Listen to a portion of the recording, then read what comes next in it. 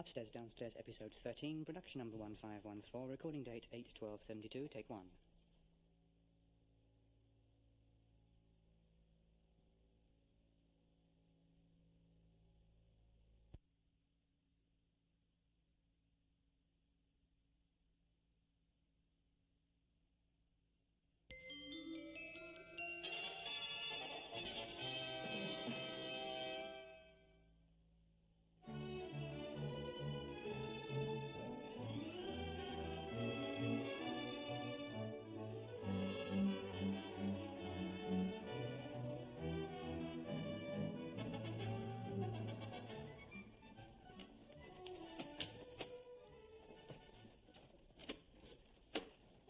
Take these before I drop them all.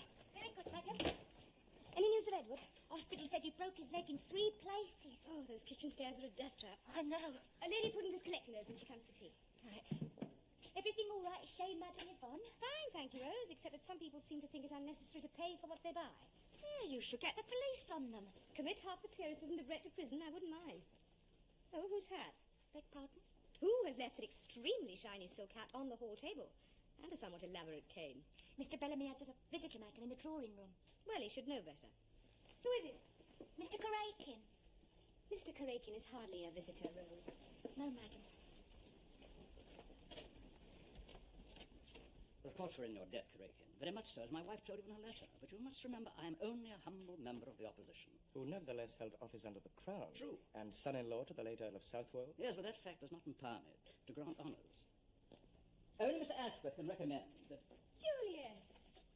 Nobody told me you were here. Elizabeth, we are discussing business. Julius and I are partners in business. The hat business. Yes, my dear, but these are matters of rather more importance than ladies' hats. Oh, are they? I'm sorry, I'll go away then. I shall take you to lunch at the Ritz, if you wish. I'm lunching today, thank you, Julius. Then I shall call and see you later at the shop, if I may. By all means do. I'll not disturb you any further. Excuse me.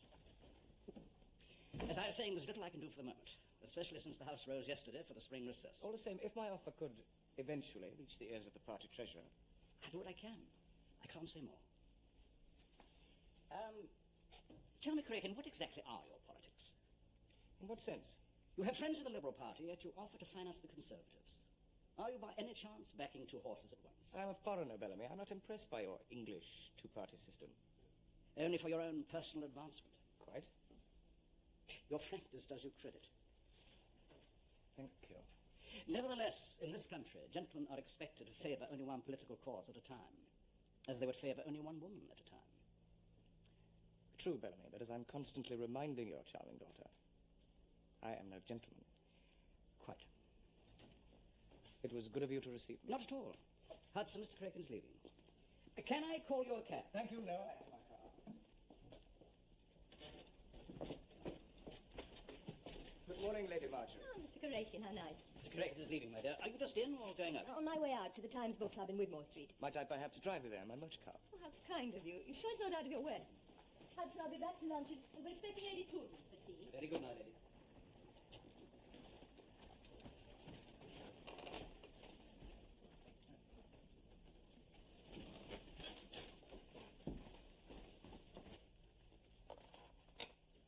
She could not marry him anyway.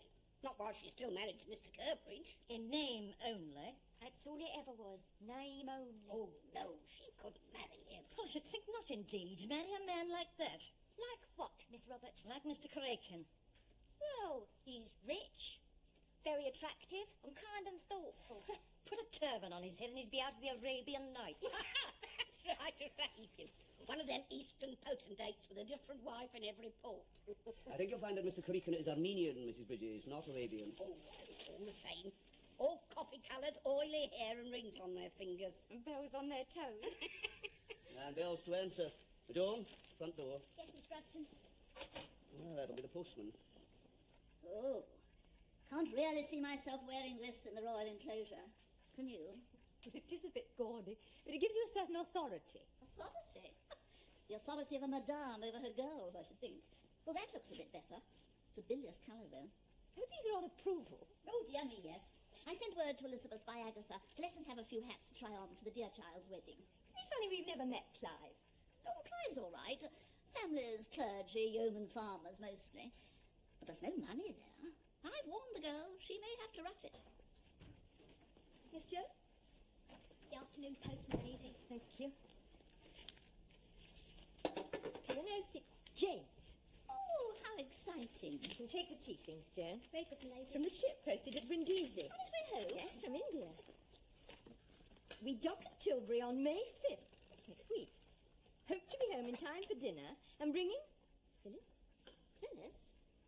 Marjorie's not. I'm bringing Phyllis Kingman home with me for a few days before she goes to Leamington to stay with her aunt. She's a topping girl, marvellous horsewoman and a good looker. I'm sure you and Father will like her. I hope you do, because I've already popped the question. Going through the Suez Canal, actually. And she said yes, so we're sort of Engaged? engaged. Will there be anything further, my lady? No, thank you, Joe. Is there any more? So looking forward to getting home. How are all at Eaton Place? Your loving son, James. P.S. I forgot to mention that Phil's pater is a major in the Army Veterinary Corps.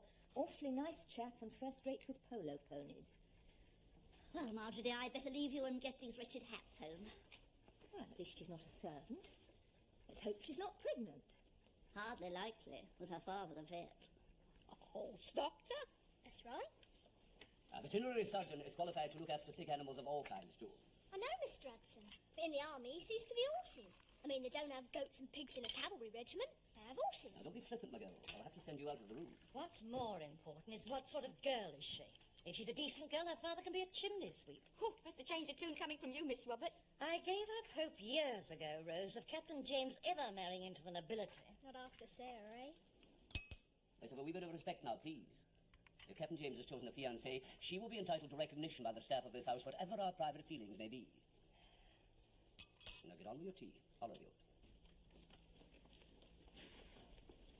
Corsets top drawer left-hand side. Corset laces top drawer right-hand side. Camisoles second drawer left-hand side. Drawers second drawer right-hand side. All petticoats laid out neatly in the third drawer down.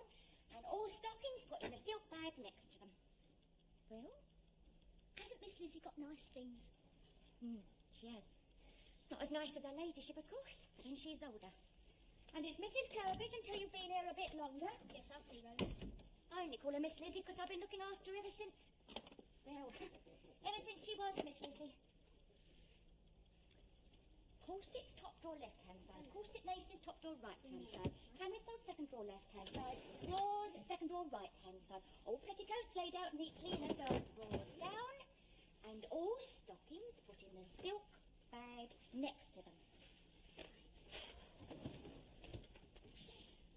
What dress shall I put out for Mrs. Curbridge for dinner? Oh, I don't suppose she'll have time to change now. It must have gone 7:30. Shall I turn her bed down then? Might as well, just in case. In case of what? In case... Never mind. Well, this is her bed. I mean, she does sleep here. Never know these days. What? Nothing. Get out a nightdress, you'll find it in the bottom drawer. Lay it neatly on the chair with her negligee and slippers facing outwards. Why? Why? So she can slip into them easy. You're going to be a lady's maid. You've got to learn all the little tricks, haven't you? I'm not sure I want to be a lady's maid. And draw the curtains on the landing. Yes, Rose.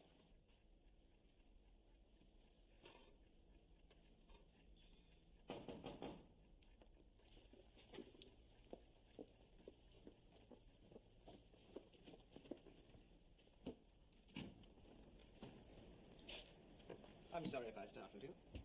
Did you think perhaps I was a thief trying to break into the shop and steal the cash? It's precious little cash to steal, Julius.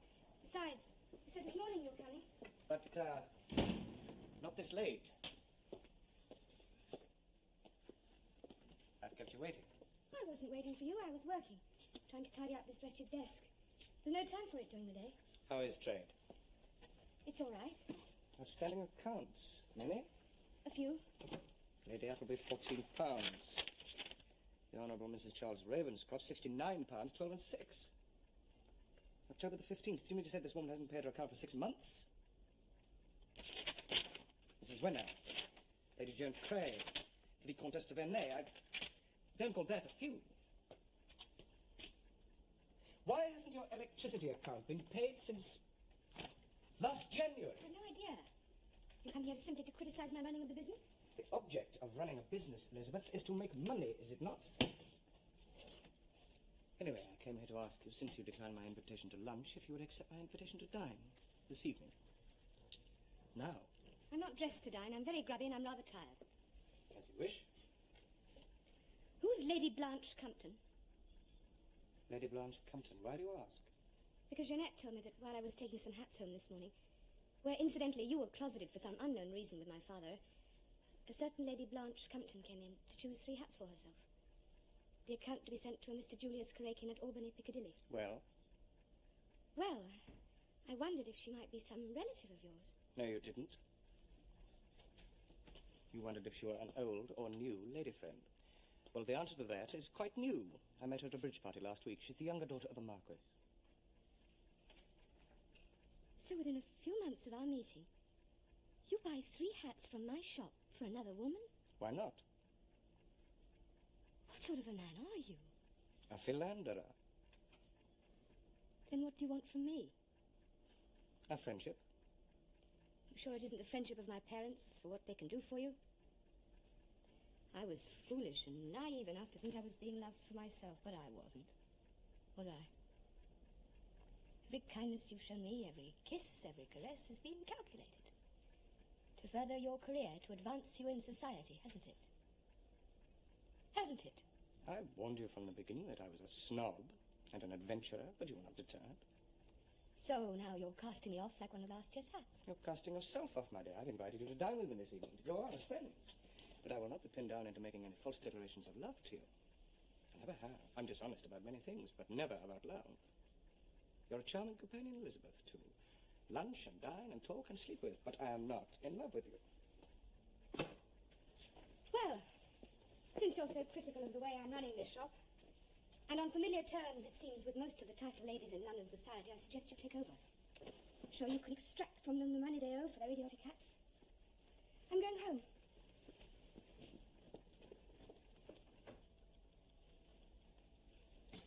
I bought you some nice cold roast beef. You shouldn't have troubled, Rose. I said I wasn't hungry. Well, you've got to eat sometime. Mrs. Bridges wants to know, would you like the sweet? It's chocolate blancmange. No, thank you. Nothing else. I'm really not hungry. Did you explain I had a headache? Yes, I did, and her ladyship said if you've still got it tomorrow morning, she's sending for Dr. Foley. I'm not ill, Rose. I just don't think I could face another evening down there with them, answering their endless questions. What about, Miss Lizzie? You know what about. You still seeing him? Is he your lover? Does he know about Lawrence? How rich is he really? Oh, it's only natural for them to want to know. After all, you are their only daughter. Well, James will be home tomorrow, so perhaps that'll take their attention off me for a change. Yeah, well, let's hope you can cheer up a bit for your brother's homecoming. That's more like it. Are you still seeing him? I don't know. We had words tonight at the shop. For the first time, I was really angry with him. What's he done to you?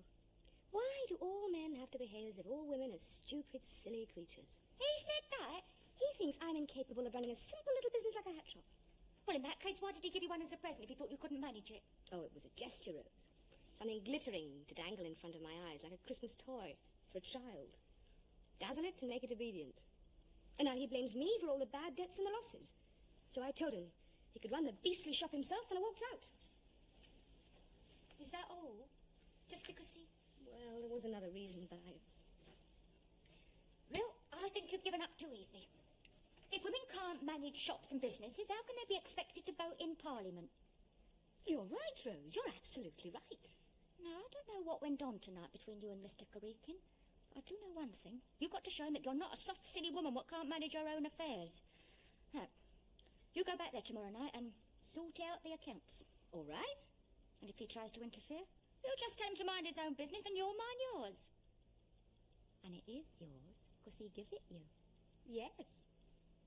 That's more like mine, Miss Lizzie. Elizabeth! Oh, sir, where is the girl? Mrs. Kirkbridge left work to say she'd be in later for dinner, sir. She had business to attend to at her shop. A shop? Yes, my daughter runs a hat shop in Mayfair. How unusual. That sounds rather fun. Well, if the servants could show us to our rooms. I'll do that when they've taken out the luggage. Pity Elizabeth not being here. So, we'll see the old girl later. Well, why don't we all go upstairs to the drawing room and sit down? Personally, I found waiting for the boat to dock somewhat tiring on the feet. Yes, come along up. We'll have tea in the drawing room, Hudson, when they've taken out the luggage. Very good, my lady. And tell them not to bang about with my small trunk. It's got some very fragile china ornaments in it. Something we bought for you and James's father in Bombay. Your house is quite deluxe, isn't it? James said it was. He's looking well, isn't he?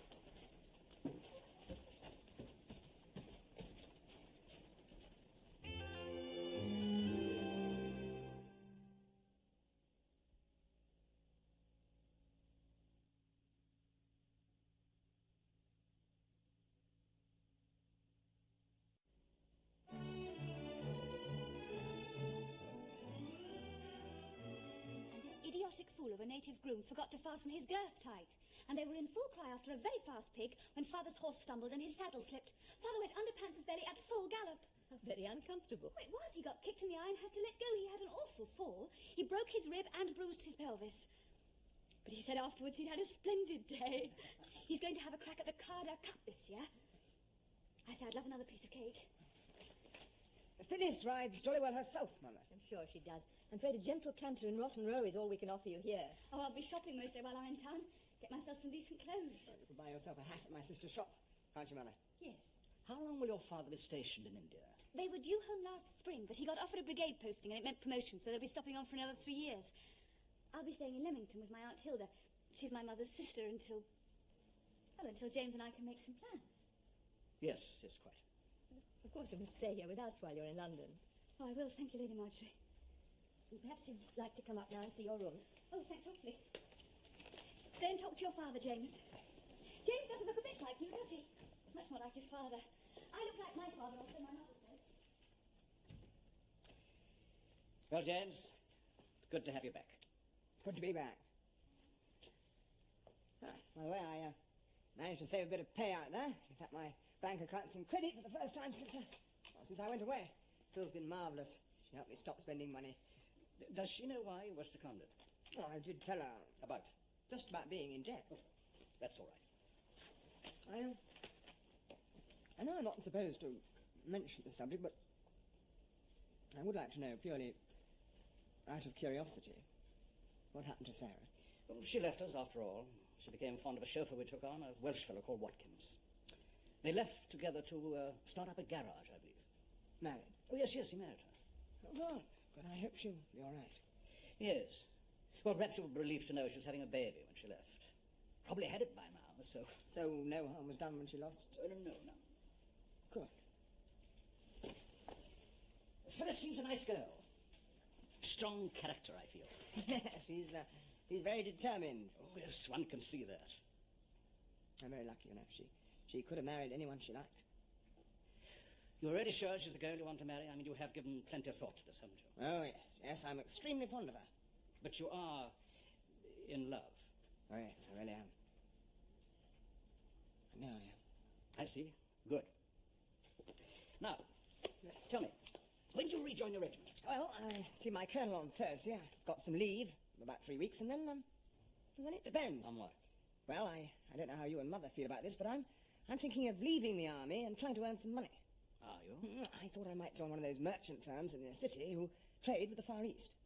Any particular one in mind? Well, I met this fellow in Calcutta who works for Jardines, and he said he'd introduce me to them. Well, quite honestly, Father, life in the household cavalry is very idle these days. You know, strictly for rich young men with nothing better to do. Possibly, but you'll still be on the reserve of officers, won't you, in case of war? War? Where? In Europe, James. Not unthinkable, I'm afraid. Well, if war does break out, I'm quite ready. I've been in action since I last saw you, didn't I tell you? Oh, yes, you wrote to your mother about a skirmish on the Afghanistan border. Your letter nearly frightened her to death. Well, it only lasted half an hour, but it was quite thrilling. This patrol I was commanding got shot at by these tribesmen from the side of a hill. Still, I now know what it's like to be under fire, and I don't expect German bullets would sound any different. There's 4 more indoor servants and a man to do the garden, as well as the 2 slices. One simply has to out there. They're bone lazy, those wretched natives. James, I've put Miss Kingman in the blue room. Phyllis, Mother? Yes, of course, darling. I do hope you'll be comfortable. Oh, I will be. Well, come along down and meet the servants. You'll excuse me. Cheer up, Marjorie. You could have done a lot worse. These middle-class army people, just because they employ dozens of native servants, they think themselves equal to everyone. Backbone of the empire, my dear. They sweat it out in places you and I wouldn't be seen dead in. Awful garrisons, camps and bungalows in Africa, India, Malay states, and God knows where else. Pestered by flies and limp from the heat. I think if they can find a bit of comfort, they deserve it.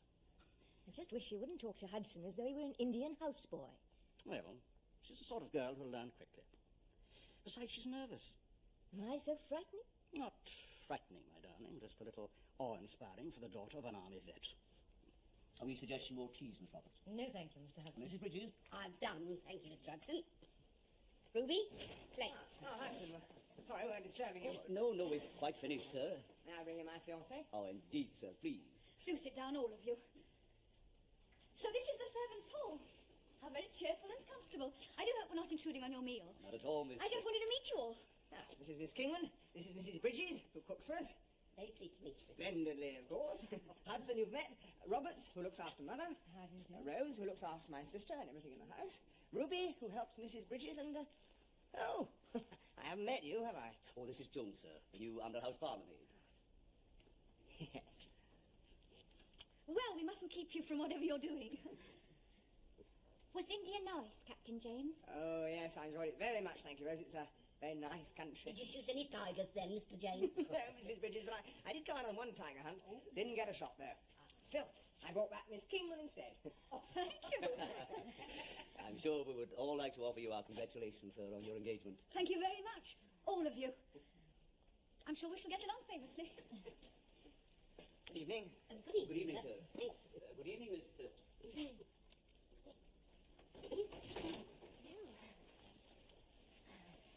Well, nice, strong-looking girl. Healthy, that's something. Stuck up, I'd say. She'll keep him in order, if anyone can. You know, I reckon he's a bit scared of her. Not a bad thing, neither. Captain James wants a strong woman. Needs, not wants, Rose. Needs a strong woman. Besides, you never know. One of these days she might be the... That was. Extraordinary. Looking very prosperous, I thought. I'm not surprised. The motor car trade, that's the thing to be in these days. I wouldn't mind.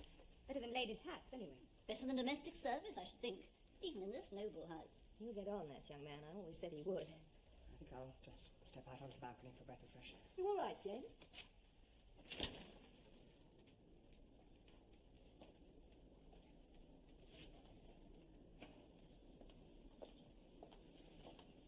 Only up tonight, Phyllis. You'll catch cold without a wrap or something. Of course I won't. It's warm. Here you are. Lights of London. Heart of the Empire. Home. Listen. A sort of humming sound. Can't you hear it? Yes, it's coming from over there towards Victoria Station. What's coming from towards Victoria Station? A sort of murmuring sound. A train, perhaps? No, shh, listen. Sounds like a huge crowd of people. I'm afraid that's what it is. Oh. There's a huge crowd outside Buckingham Palace just standing there, waiting for news. Has been since tea time. Is the king very ill? The man I met in the club this afternoon said they thought he might not live through the night. Well, oughtn't we to have cancelled our dinner? I saw no reason to spoil a family evening. Poor man. Yes, it's a bad business with Asquith being out of the country and everything else. If he does... Well, he's had such a short reign. 12 horsepower. She's tuned up nice now. She can do 35 miles an hour downwind. Honestly, he drives ever so fast, Commodore. I'm terrified sometimes. I mean, what if the wheel come off? Aye, well, we'll be getting another motor car soon. I mean, now the petrol sales are picking up. Well, how's Rosie then? Very well, thank you, Thomas. Miss Lizzie? She's fine too. Seems a long time since Greenwich, eh? You, Mrs. Fellows on a leg. Good days, weren't they? Well, they lasted. Only one thing. Well, let's have a drop more of this then. Mrs. Bridges, what are you? Hello? Mr. Richard Bellamy's residence? Yes? Sir John who? Oh, yes. Hold the line, if you please.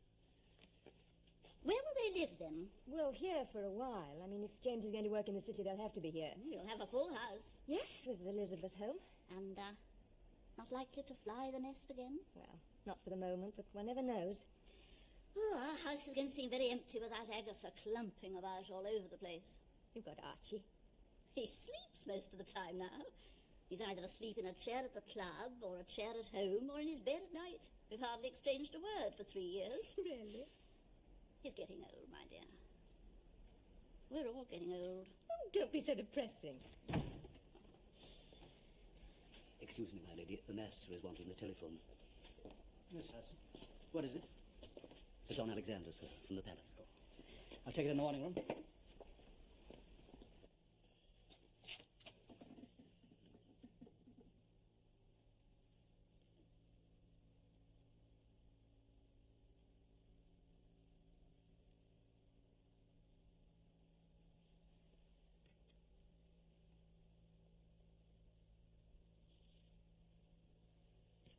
That's 9.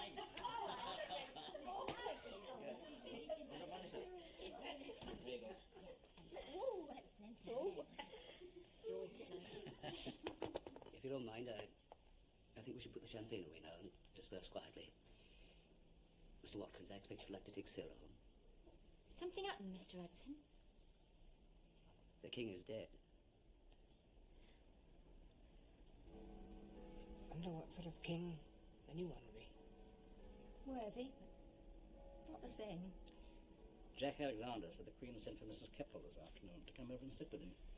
1901 to 1910.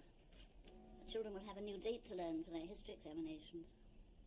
9 years isn't very long for a reign. Not quite a decade.